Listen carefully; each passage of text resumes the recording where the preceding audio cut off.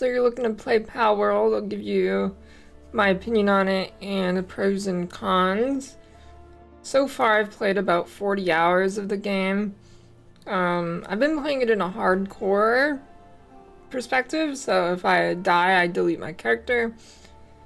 I think that's definitely given me a different perspective than most people would probably get on the game. So surprisingly, the balance up to level 30 content actually seems pretty decent. Even on the 4 times difficulty, it never really felt unfair if I died. So stuff did a lot of damage. It was 4 times damage taken, but it kind of worked. It always had me on the edge of my seat, but never like raging about something stupid happening. Now that being said, I was probably pretty lucky to not encounter any bugs that would kill me. Like I've definitely seen bugs where you can get thrown in the air or something, but that never happened to me. Up to level 30, balance was pretty good. I'd say the sweet spot on the damage taken modifier would be somewhere in the 2 to the 3 range. 4 is a little crazy. I did end up putting it down to like 2.5, but I think 2 to 3 is a good range for that if you're looking for something challenging yet not unfair and you just die in 2 hits to everything, even if it's a level 2 PAL. So another pro, well, it's Pokemon, but not made by Nintendo / Game Freak. Which means it kind of feels like it has more of a soul. The game is just generally pretty fun to play if you like survival games. Personally, I'm kind of a sucker for early access survival, crafting, open world games. I haven't played any in a while, but I used to play them a lot when I was younger. So it's been pretty fun to me. The world is big. It looks pretty good. It's not great, but I'd say it looks better than... I don't know. I mean, definitely looks better than Pokemon. I'd give it like a 7 out of 10. It's not insane, but there's cool stuff in it. I'm not a huge fan of how it looks like just like stock assets from the Unreal Store or something, but there's some parts that look pretty cool. There is a lot of customization for difficulty / other settings. Like there's a whole list of customization that you can change things from, like the resource gather rate, to how much damage you take, how much damage pals take, how much damage you do, how much damage your pals do, how many pals spawn, etc. The game is moddable. I'm a big fan of games being modded because oftentimes modders work faster and fix things that the developers often won't. And mods oftentimes become better than the base game itself. Look at things like Diablo. There's guns. It's always a plus. It's never a negative. And the last pro is PAL number 69. I might have missed a few pros, but that sums up the pros. Now the cons. Start off with the most obvious ones. There is lots of bugs. The amount of times my pals have gotten stuck and died of starvation and I've had to swap them out, it's too many to count. And you have to like pull them in and out of your base and they just keep constantly getting stuck. Like every time you leave the base and you come back, there will be 1 to 3 that are stuck. I don't think I had a single time that I went back and they weren't stuck. The game is very janky. There's a lot of weird issues, just along the lines of things getting stuck and just weird, I don't know. The UI / control scheme's kind of weird by default. Like you can see you can use Q and E to move the boxes. To change some tabs that you're moving through, it's like 1 and 3. Kind of weird control scheme by default.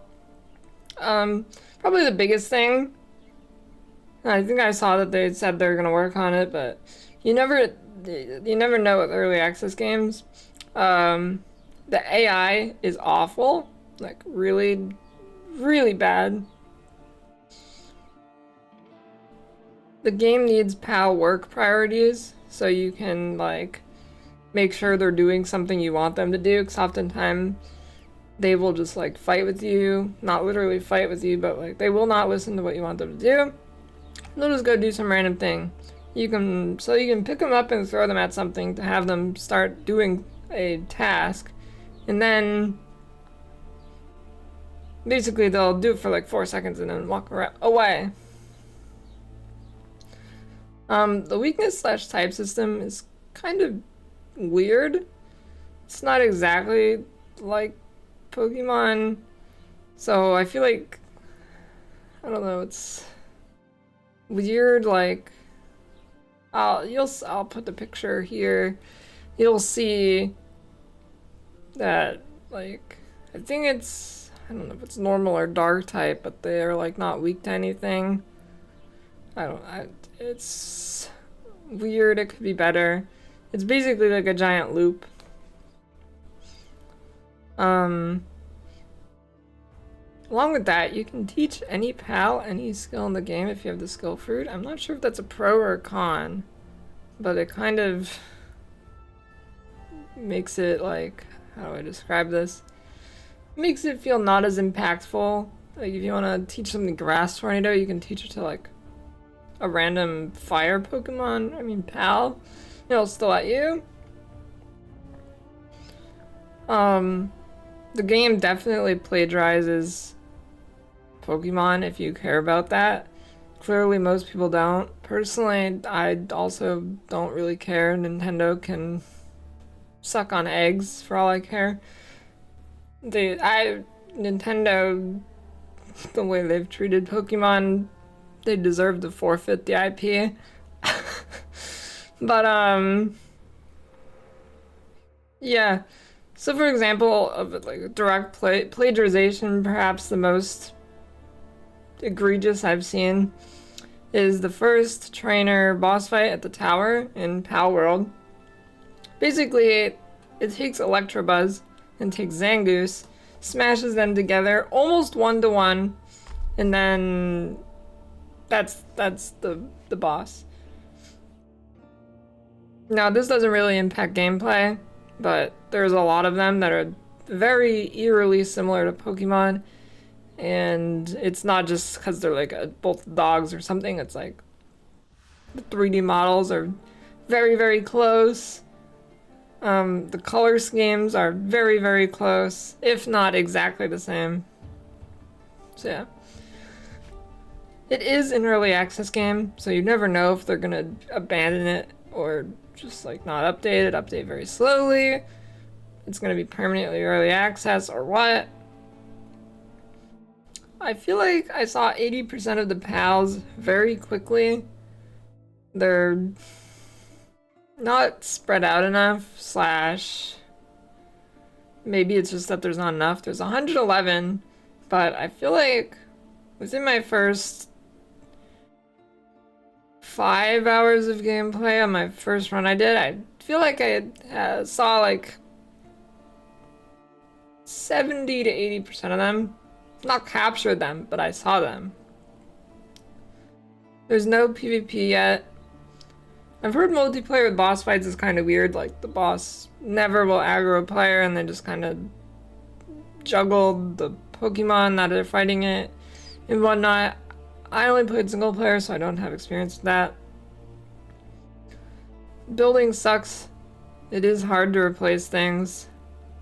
Or place things. Like walls sometimes won't line up and you just keep having to mess with it until it finally does. There's not really any endgame as far as I know.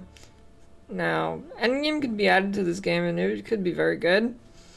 As of right now, I don't think there is anything other than like upping the difficulty manually. Some items take way too long to craft.